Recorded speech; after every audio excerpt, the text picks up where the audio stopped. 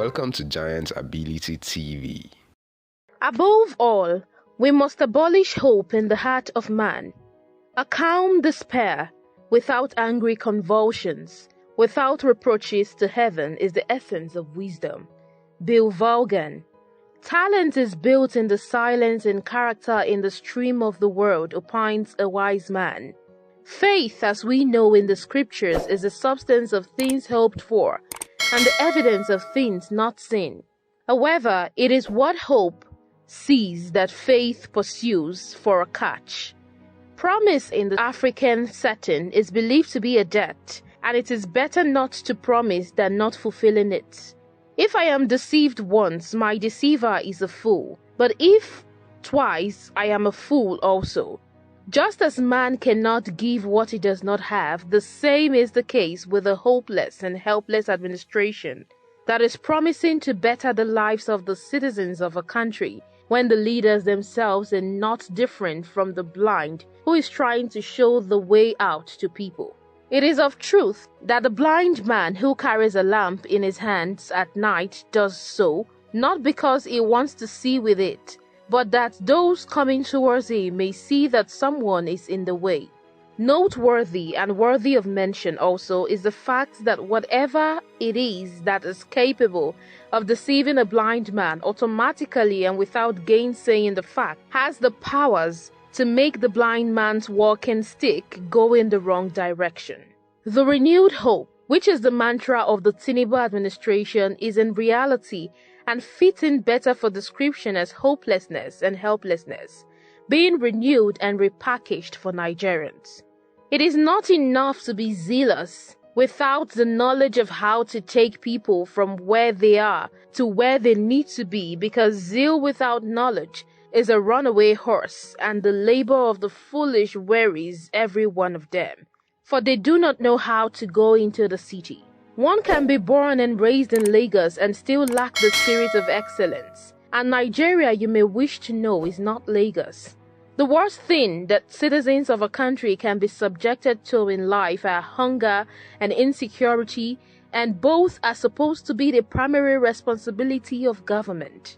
When leadership is devoid of welfare and the security of lives and property of the citizenry, what remains is the path to anarchy and destruction. Leaders who are worthy and have what it takes to be dealers in hope, more often than not have the self to respect, and Winston Churchill exemplified integrity and respect in the face of opposition. Churchill was attending an official ceremony. Several rows behind him, two gentlemen began whispering. "That's Winston Churchill, they say, is getting senile. They say he should step aside and leave the running of the nation to younger, more dynamic and capable man." Churchill sat facing forward, but when the ceremony was over, he stepped by the row where the men were seated. He leaned forward and said, "Gentlemen, they also say he is deaf." Leaders like Winston Churchill more often than not are born as well as seldom made. However, those that will be made must be sensitive and focused. For it is not enough to listen, but doing what needs to be done by responding effectively to the yearnings and aspirations of the followers by leaders is the essence of effective leadership. Propaganda is neither an option nor a game changer in a precarious situation like it is now in Nigeria, where people have been impoverished and reduced to beggars due to unprecedented hunger in the land, and have become destitute by heightened insecurity that has left thousands of people dead, and those who narrowly survived as homeless. Giving excuses by the Tinubu administration and fixing blames and not problems is the admission of failure, and looking forward in hope to 2027 is delusional as well as malady. I agree. Small glass will fight back. Corruption will fight back. We will fight them to ruin. Corruption will go away. We have a governor in hope. And I'm standing before you, clinging to that hope, assuring you, I believe, that Nigeria will be out of economic problems.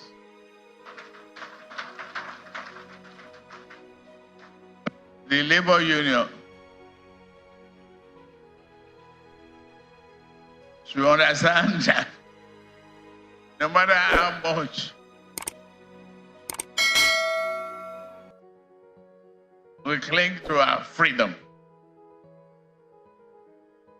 and rights, to call for strike within 9 months of an administration is unacceptable.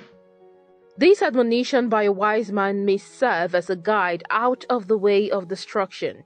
Let us take things as we find them. Let us not attempt to distort them into what they are not. True philosophy deals with facts. We cannot change facts. All our wishing cannot change them. We must use them. Furthermore, Nigerians with heavy heart received with shock on Friday night of February 9, 2024, the untimely passage of Dr. Ilbert Wigwe, along his wife Chizoba, son Chizi, a former group chairman of the Nigerian Exchange Group PLC, Abimbola Ogumbanjo, and 2 others. According to Linda Ikeji's blog post, Dr. Wigwe died alongside his wife and son on Friday, February 9, 2024, in a helicopter accident in the United States of America. The entire Access family mourns the loss of Habit, Doreen, and Cheesy. According to company's secretary, Access Holdings PLC has confirmed the death of its chief executive officer, Dr. Habit Wigwe, in a helicopter crash in the United States. The group company's secretary, Sunday Ekwochi, confirmed the tragic incident in a statement on Sunday, February 11th. It is with deep sadness that the board of directors of Access Holdings PLC, the company, announces the passing of Dr. Habit Wigwe CFR, the company's founding group chief executive officer and former group managing director of its flagship subsidiary Access Bank PLC, the bank. I personally watched on Monday, March 4th on Arise TV the celebration of Dr. Habit Wigwe's life ceremony, and with tears rolling down my cheeks uncontrollably except for the help of my big towel, which came to my rescue.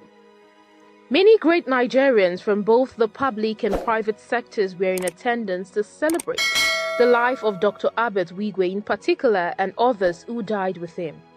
It was surprising indeed to the people in attendance and some of us who watched it on TV to see the richest man in Africa and the billionaire businessman in person of Aliko Dangote weeping openly while eulogizing Dr. Habit Wigwe, whom he described as the mentee and pillar in the success of his conglomerate. In appreciation of Wigwe's contribution, he promised to name a 120-kilometer road in his Lagos refinery, which is reputed to be one of the largest in the world after Wigwe, as a token of his love and a way of immortalizing Wigwe's name. A very, very loyal friend for that matter, Habit Wigwe, CFR, his beloved wife, Chizoba, and his son, Chizi.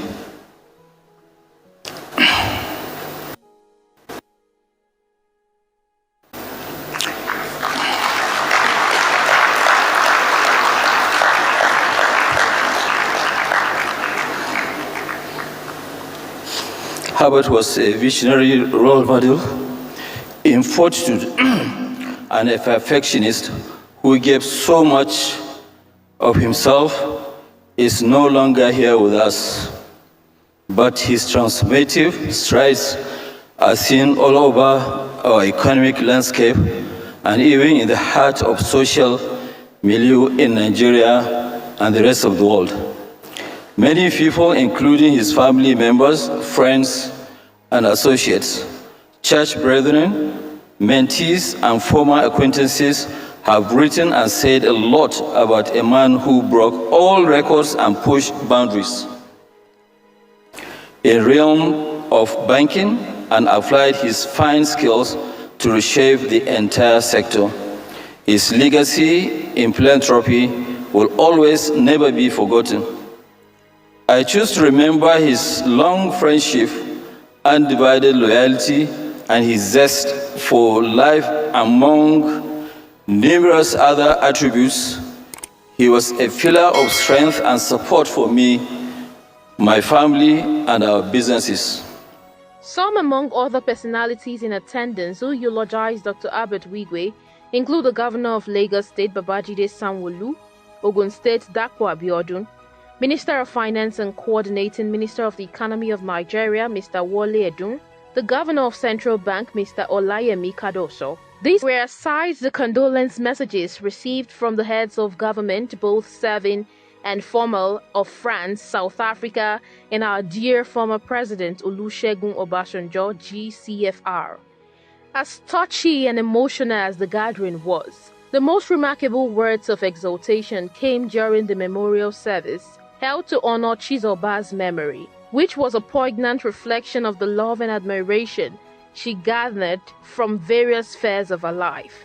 It is worthy of mention also that friends and family had earlier gathered to also honor Chizi at a separate memorial service, creating a collective space for remembrance and reflection on the lives of the two cherished individuals. The takeaway message of reflection came in the sermon delivered by Pastor Ifeanyi Emmanuel, who, after taking the attendees through all he knew about the generosity and kindness of Mrs. Chizoba, hit the nail on the head using his own personal experience in relation to the demise of Mrs. Chizoba. He explained how, when he was engulfed by sorrows over the death of a helper who was also responding to his and his church's financial needs, that God called him to order by asking him the reason for his grief, whether it was about his genuine concern about Chizoba's making heaven or the gifts he was getting from her. The man of God used his experience to reveal the hidden thoughts of many who mourn the passage of the dead and the reason for their grief. According to him, most of us mourn the dead not out of genuine concern about their departure from here and where they are going, but for the mundane things of life and the benefits that will be missed. He concluded his sermon by making reference to the scriptures that admonish that it is better to be in the house of mourning than that of feasting. For in doing so, we have a lot to learn that will jar us into numbering our days, that we may gain a heart of wisdom. This untimely death of Dr. Herbert Wigwe, his wife and son, leaves behind mysteries to be unraveled and questions to be answered. For what is hidden from man is plain and open before God. Whether our judgment of Wigwe's are the same of God's is a mystery to be unraveled. This is an admonition from a wise man about the place of questions. Be ever questioning. Ignorance is not bliss, it is oblivion. You don't go to heaven if you die dumb. Become better informed. Learn from others' mistakes. You could not live long enough to make them all yourself. On a final note, the debate on what the new minimum wage for workers in Nigeria should be, which has almost been turned into a jamboree, taking officials of government from one region to another with a view to engaging all relevant stakeholders in a search for what befits an average worker in the country, and in relation to the economic realities, may end in a fiasco. In one of such meetings, particularly the one that was held in Lagos on Thursday, March 7, 2024, with all the governors of the southwest region of the country in attendance, as well as the representatives of the state chapters of the labor union, the views of Governor Ademola Jackson Adeleke of Osun State differ from those of all others and generated a sort of resentment and disapproval. He was of the view that rather than reaching a consensus by all the states under the same umbrella and in unison, each state should be allowed to reach an agreement with its stakeholders, and that way clear understanding will be reached without deceit and hypocrisy. Fingers are not equal, and all states are not the same in terms of economic viability, which is a determiner of their ability to pay whatever amount that will be agreed upon as a reasonable minimum wage for workers. Well, we are here for a rally. We're here to, do a rally so that Mr. President, we know how Nigerians feel. We know where it is pinching us. The tendency for you to have a president and the ministers and advisors around will not tell him exactly what happens, is possible. So we are out to do a protest today to register before Nigerians the level of suffering, and we are calling it peaceful rally. The meeting you saw, there was a meeting on Sunday till late, there was a meeting yesterday till late, all was aimed at saying, don't come out. But we are out, and out we are for a peaceful rally to tell Nigerians that we are hungry. There is hunger in the land. There's nobody that doesn't know. There's nobody that doesn't know that a bag of rice is about 70,000 now or more. You can't buy Indomie. You can't buy anything. So you say bread is out of reach. With 30,000 naira minimum wage, if you eat a loaf of bread every day, you'll be spending almost 40,000. If you and your family will be on a loaf of. So and somebody is saying we should not say this. We are going to tell the government, we are going to tell the whole world, so that they can take measures to know where this is pinching us. Wasting precious time and resources in trying to arrive at a befitting minimum wage for Nigerian workers is an indictment on the federal government's inability to find a last solution to the deplorable situation of things in the country, especially economy.